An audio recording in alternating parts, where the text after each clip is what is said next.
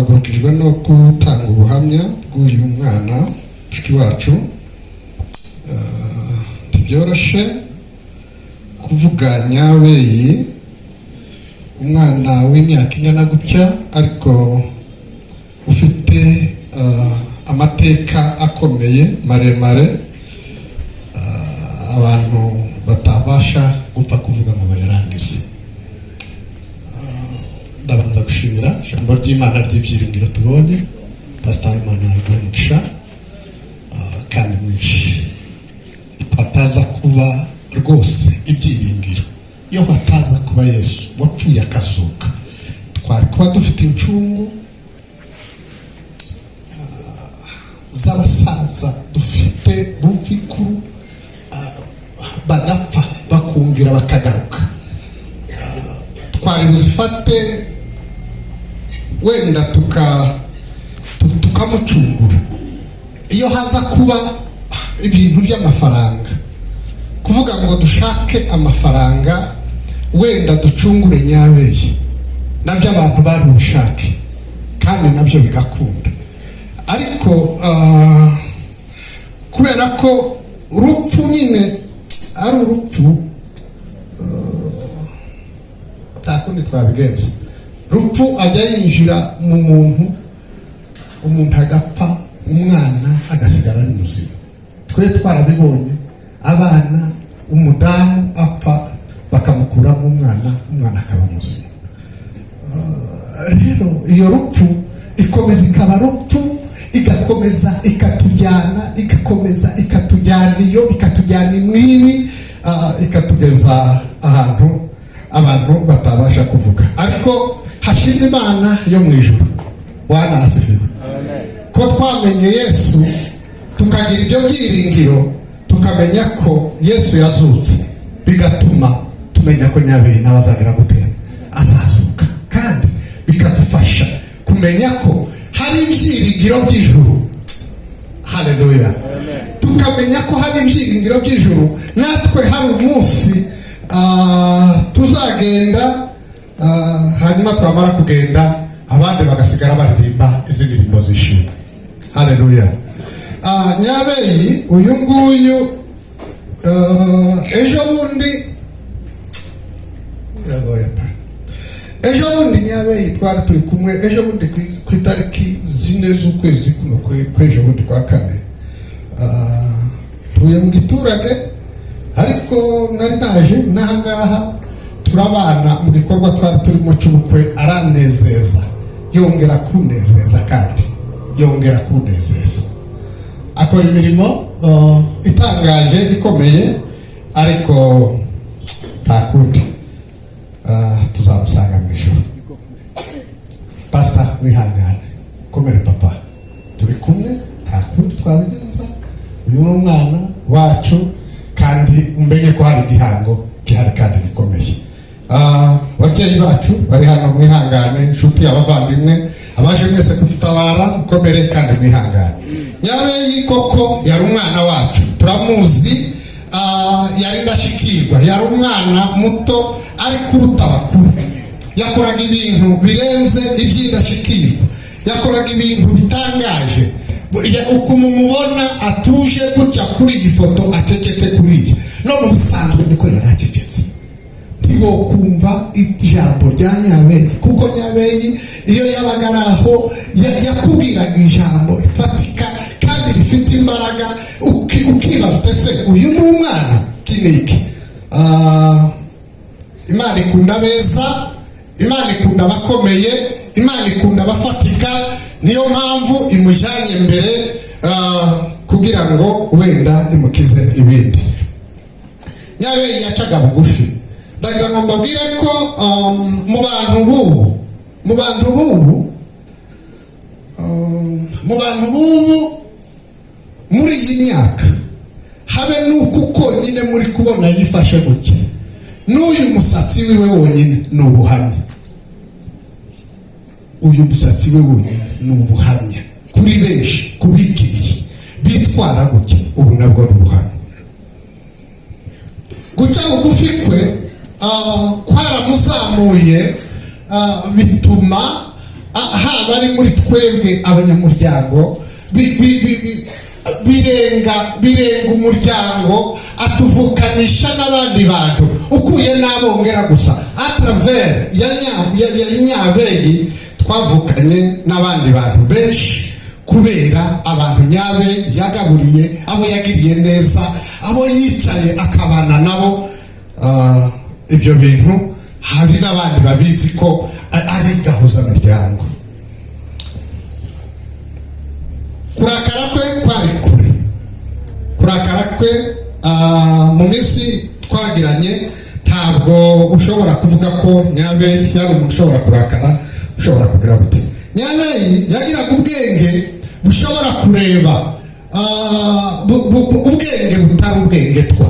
Hari abantu bagira ubwenge, utwenge twa tundi tw'uturyarya, utwenge dupapanye, ariko ni ukuri Nyabeli yagiraga ubwenge, kandi ubwenge bw'Imana, bwa bundi ubwenge bw'imvajuru.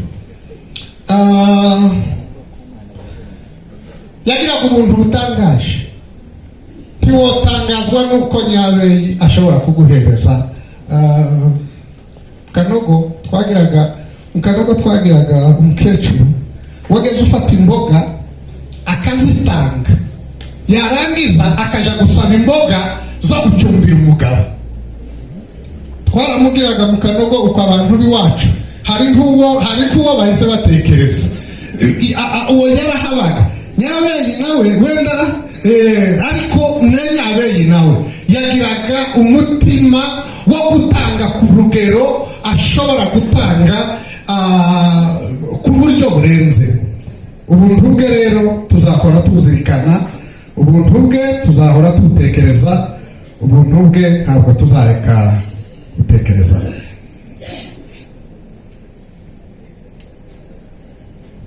Nyabeli yari azi kureba. Hari umugabo wavuze ngo ajya amenya wo kubesha, ndagira ngo kwari kubesha, wavuze ngo ajya amenya ngo igisiga ngo gihaka niceye. Yari azi kureba akamenya ngo urashonje, akamenya ngo uyu muntu akeneye iki, uyu muntu akeneye iki, uyu muntu akeneye iki, kandi icyo ukeneye akaba ari cyaguha. Tugendesheje umuntu w'igitangaza, tubuze intwari,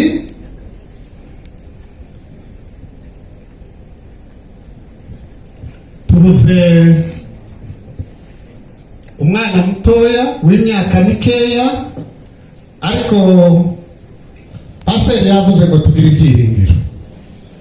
Turabifite, ntabwo badufite, twamenye Imana, turayizi. Hari utubanda abantu bahuriyemo nayo, hari abandi bamubajirije, papa we yaramubajirije, mama we yaramubajirije,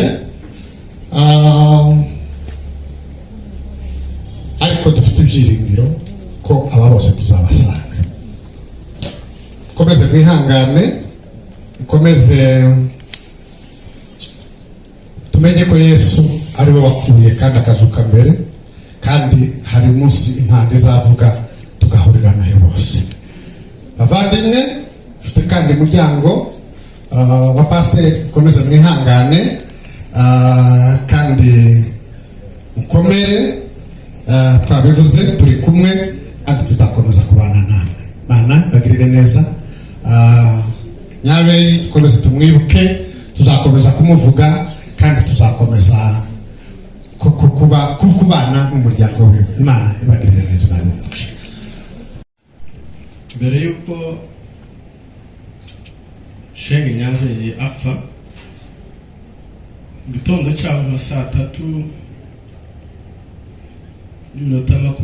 njya mu kazi, ikintu cyamaye ngira nk'ubwoba, mfata umwanya wo gusenga. Nsengera umwuka amarira ndetse n'urupfu, bisigaye sinabitindaho cyane. Habe nka saa 3 z'ijoro n'iminota 20 numva ijwi irambwira ngo ese ubyutse umwe mu muryango wa bugufi yaryamye ntiyabyuka ugasanga yapfuye wabyifata mute? Hanyuma ku buryo nagize n'ubwoba nashakaga kujya ku muhanda kureba mama ahantu akorera, numva ngize nk'ubwoba sinajyayo. Hanyuma dufata umwanya wo gusenga, numva ubwoba nyine buragenda sinabitindaho.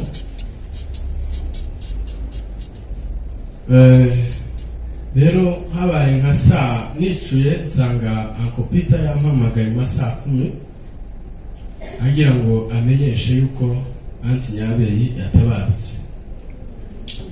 Rero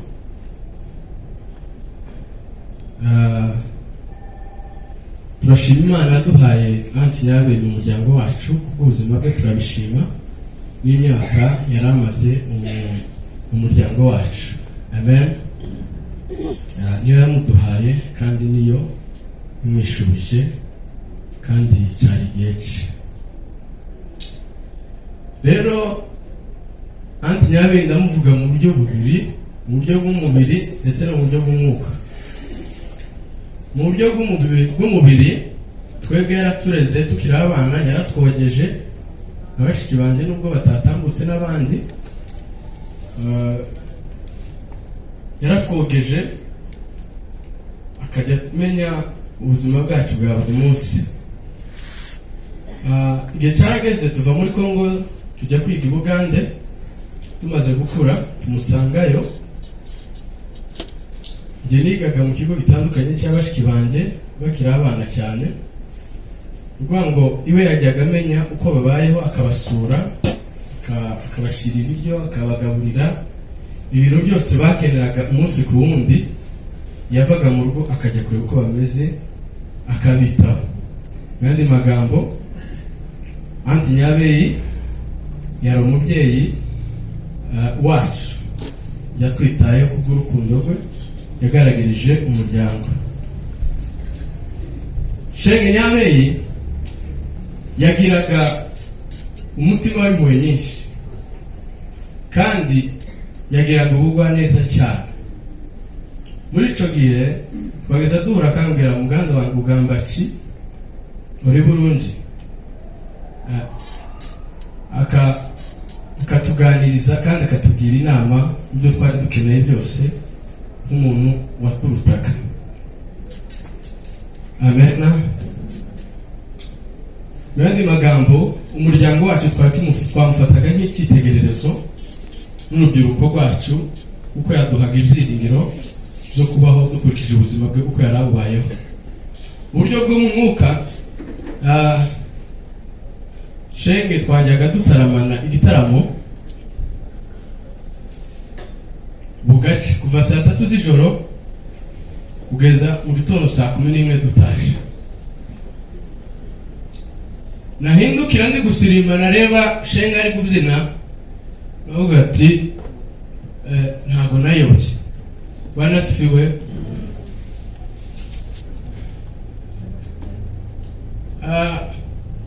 Mu buryo bw'umwuka twatakaje urugingo, kandi no mu buryo bw'umubiri twatakaje umuvandimwe wacu. Amen. Rero twamufataga nk'icyitegererezo cyo kubaha Imana mu muryango wacu nk'urubyiruko, kubera ko yatugaragarizaga inzira twiye gukurikira dukurikije imyitwarire ye, dukurikije imico ye ya buri munsi. Hari umuntu utatinyuka guhagarara imbere ngo uhamye bitewe n'imyitwarire ye. I Bugande mu myaka twabanyeho nta muntu n'umwe nari